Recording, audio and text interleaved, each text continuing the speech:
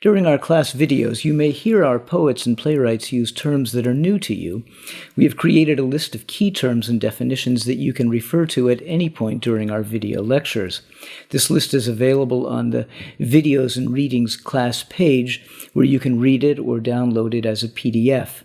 If you would like to find and review these terms while you watch each class video, you can stop this video, go back to the Videos and Readings class page, and download the PDF. There you can play this video in each of the following class videos. If you have any questions about these terms, we encourage you to ask your teaching team in the weekly class discussions. Megan Goherty is a playwright and performer whose work includes the musical Love, Jerry, the play Bad Panda, as well as solo shows Hillary Clinton Got Me Pregnant, Lady Macbeth and Her Pal Megan, and others. She has received the Jerome Fellowship for Playwriting and 3 Talkin' Broadway Awards. She earned her MFA in playwriting at the University of Texas in Austin and teaches dramatic literature and dramaturgy at the University of Iowa. My name's Megan Goherty. I'm a playwright and a stand-up comedian. And I teach at the University of Iowa.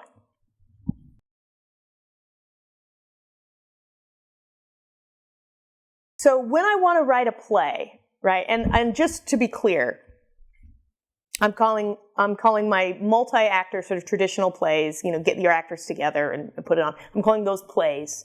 I'm calling my monologue stuff shows, even though those are constructed like plays. I'm going to call them shows. So right, and then there's my comedy. So when I want to write a play, usually what will hook me in is I'll have an image or a funny or interesting idea. And it's often sort of 2 things coming together at once, right? That'll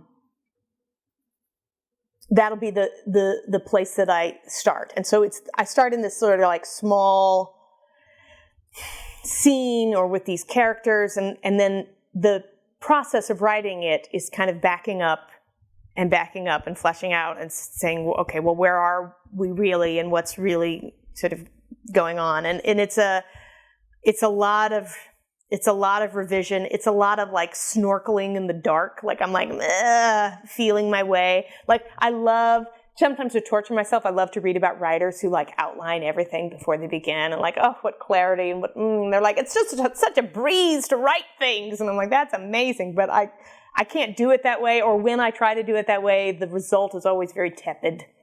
So I have to really spend a lot of time in the dark. I have to really spend a lot of time writing terribly and just sort of feeling my way around to find the things that I find interesting or the things that are compelling. And then, right, the next slew of drafts is then, well, what do other people find interesting and compelling? And how can I yoke those 2 things together? So that's how I find my way into a play.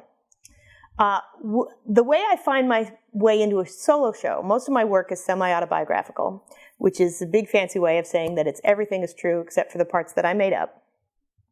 And the way that I find myself into those works, I'm usually prompted by a revelation that I have had, a revelation or a transformation that I want to explore or unpack, or sometimes several revelations, or a question that I am wrestling with, and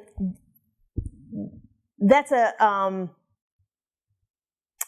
different path in, right? So when I write a play, I start with I have an image or an idea, and then discover the question, and it's not quite so tidy as to say it's the opposite of that for a solo show, but let's be tidy for a minute.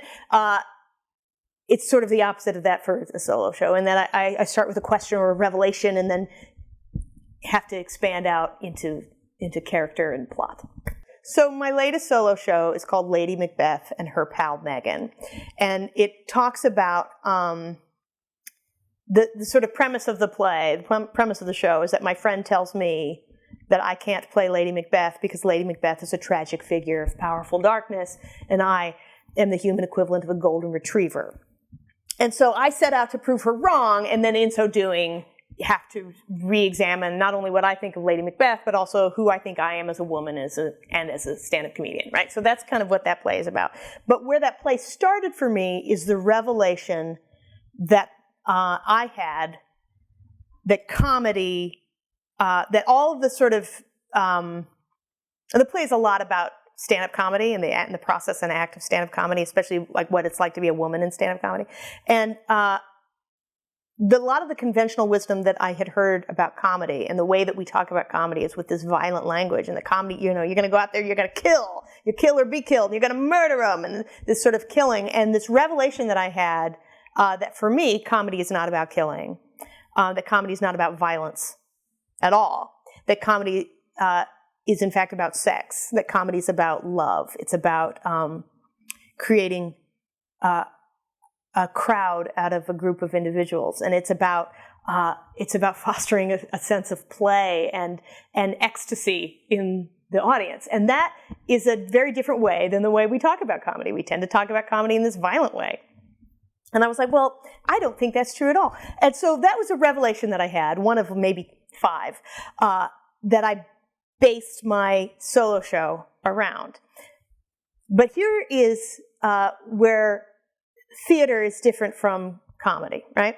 Because stand-up comedy, I could come out and be like, hey, you guys, listen up. I totally had a revelation. What we're doing here is sort of like a sex act. It's creative. It's fine. Like, I could come out and just sort of inform my audience about what the things I think and feel.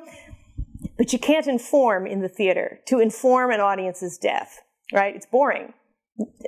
No one wants to be informed. What audiences want is they want to discover. They want to go on a journey and discover, right? And so my job is to, in that show in particular, is to lead my audience through my own character's sort of journey, allow my audience to discover, hey, you know what, I don't think that comedy, so that they can make those discoveries, right? That's much more powerful. I must lead them to that. I must illustrate for them, right? It's show, don't tell. Instead of telling them what I want them to know, I must show them, and then they come to that conclusion. And that's very satisfying, powerful. That's the essence of drama. That's the essence of theater.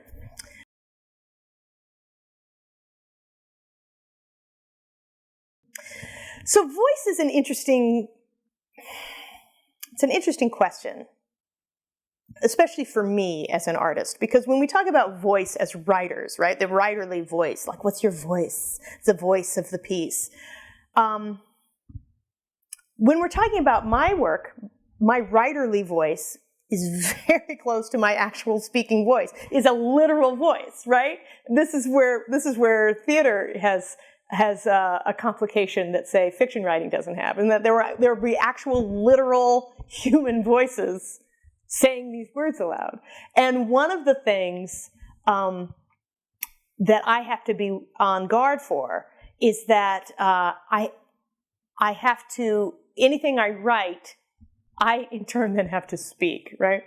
And so a lot of times in my early drafts or in my earlier work, my earlier monologue work, I would compose them on the keyboard, and then I would go and say them out loud and be like, well, this is unspeakable. Like, who says heretofore? Nobody says heretofore. Like, if I find myself writing any words like hence, do you know what I mean? Like, then I'm writing. I'm not actually communicating. So one of the techniques that I use to find my voice is I just say it out loud. A lot of my early drafts are just me speaking out loud, and so the typing up down, right? The writing down is the last step in the writing. A lot of the writing comes from talking, comes from actual talking. And so in that way, like when you read one of my monologue scripts, it doesn't read as smoothly as say a blog post might, or something or an essay, or something that I have written to be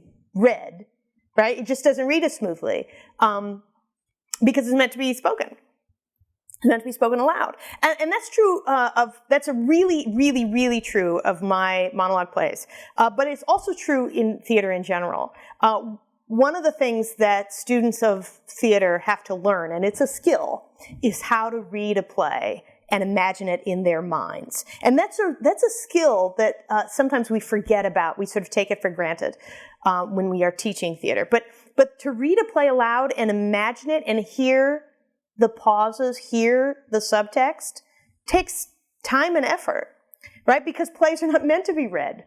They're just not meant to be read on a sofa. They're meant to be performed. And so one workaround is to get your friends together and read the play out loud. And then in reading it out loud, you go, oh, I see. I get it now. I didn't get it before, but now hearing it out loud, I get it. So voice, it's in there somewhere, right?